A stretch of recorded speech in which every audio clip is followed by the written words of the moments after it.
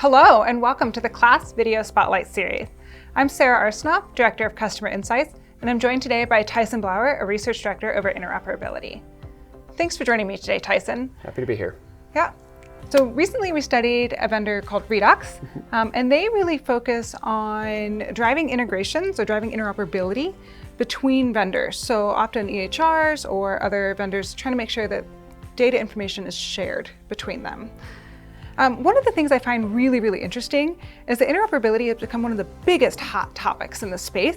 And when we think about living in the age of information and having data at our fingertips, one of the things that's been quite a challenge for healthcare organizations is to figure out how to share that data in a way that's meaningful and ready to use. Why is that? So interoperability is a challenge that's being tackled in a lot of different ways by a lot of different vendors, and that's one of the challenges in this. Is you talk to a lot of different vendor organizations, you look at the ads that are out there, and you'll see things to say we're an interoperability leader.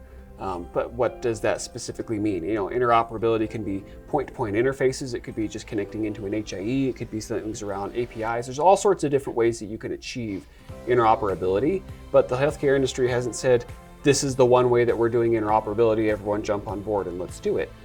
So that's where you see a lot of variation. So we have achieved interoperability, the ability to move data back and forth in different ways, but to have it be ubiquitous across all specialties, across all vendor types, that's just not where we're at right now. Yeah, absolutely. And one of the things that we actually did last fall was have that interoperability summit where we brought providers and vendors together to talk about, okay, how do we define interoperability? What is the framework we should be using in order to think about it cohesively? Because just as you mentioned, there's not kind of a one-size-fits-all definition for it. So when we think about Redox, right, and we think about what they're doing in terms of facilitating what they do, how do they help meet interoperability goals? Yeah, so this is a really interesting report on a vendor that we really have never looked at before. Class, if you know Class at all, we measure provider feedback on the vendors that they use. How does a vendor like Redox help meet integration goals or interoperability goals? So they're a unique kind of vendor in that they work with other vendors. This isn't something that Class has really looked at before, but it's a really important thing because if you are a vendor organization and you say, I need to be able to tap into an organization, say who's running Epic and tap into that EMR, I can develop my own resources and have my own people do that and set up that kind of a point-to-point interface. Or I can use a vendor like Redox who can do that, and they do this with hundreds of different customers with hundreds of different types of connections. And so I can outsource that and say, you take care of this, and by connecting in through a single API, you're able to get access to thousands of different endpoints that Redox has, and they manage that connection. They manage what the data needs to do in order to flow out and back the way that it needs to. Yeah, and it sounds like that because they're doing this for so many different customers, that they have a lot of depth of experience just by doing it time and time again. Yeah. So what about other vendors in this space? It sounds like there's not a whole lot of visibility in this in healthcare.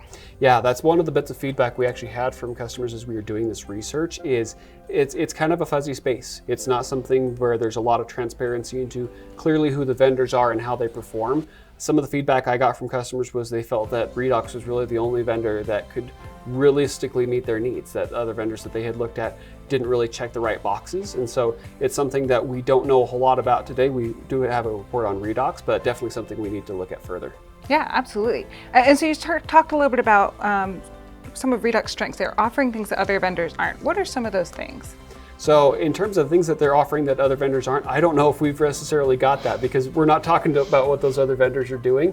But the biggest thing that they have to offer, you alluded to it before, it's that expertise and the experience that they have. That's probably the number one thing customers talked about, where they say, you know, we can tell Redox has done this type of connection before because they proactively guided us around pitfalls when connecting with this type of entity or technology. They really knew what was happening, and so we didn't have to bring any expertise to the table. We could just hand that over to them, and they walked us through that, and that expertise is invaluable.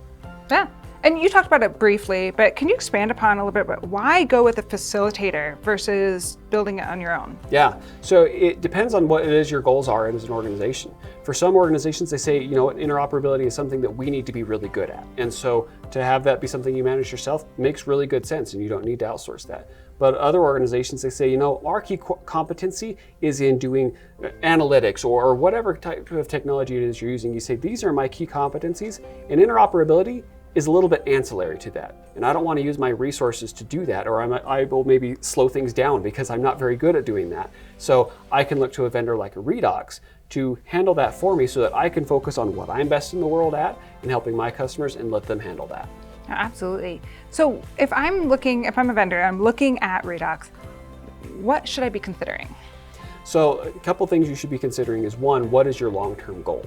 Again, like I said before, is this something where you say, long-term, I really don't want to manage this by myself? Or is this something where you say, this is something I want to do in the short term and I know that's a step to get in the right direction, but making sure you have a good plan of where it is you want to go.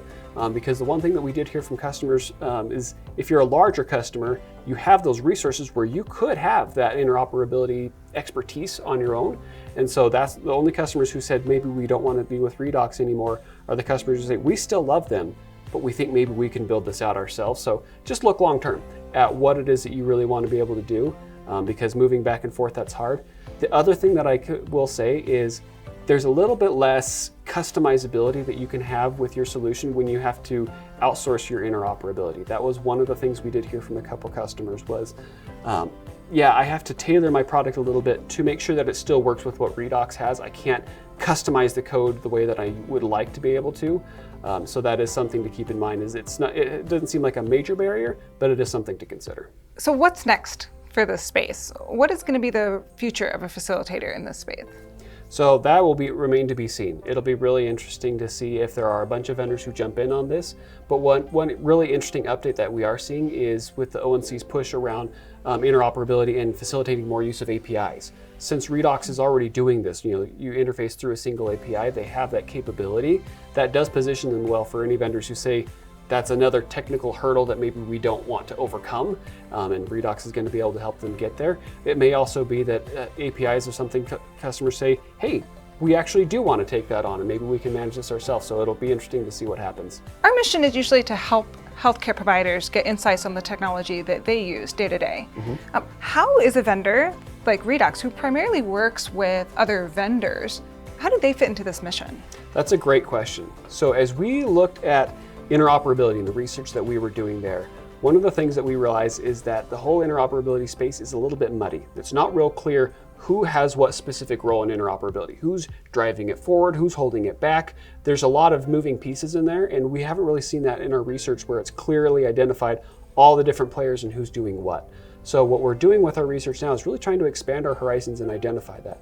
So Redox, as a vendor, they facilitate interoperability between other vendors, and we hear provider organizations talk about them all the time in our regular research. But because they aren't a direct customer, it's not something we've ever looked at before. But our anticipation is if Redox is doing a good job facilitating interoperability for their vendor customers, downstream, those vendor customers should see their provider customers saying, yes, we are hitting all of our interoperability and integration goals. And so providing more transparency just to show who is driving interoperability in the healthcare space, that's really the vision of this. So that's where we're doing this first report on a vendor like Redox that we've never looked at before. Tyson, thank you so much for your insights into Redox and a new area for us in terms of research and exploring vendor-to-vendor insights versus just provider insights. One of the things that I think is really interesting is if you're hearing about new, innovative, emerging solutions, other vendors like Redox, we want to talk to you. Please let us know by emailing us at etech@classresearch.com. And if you're interested in this report, you can also find it at classresearch.com.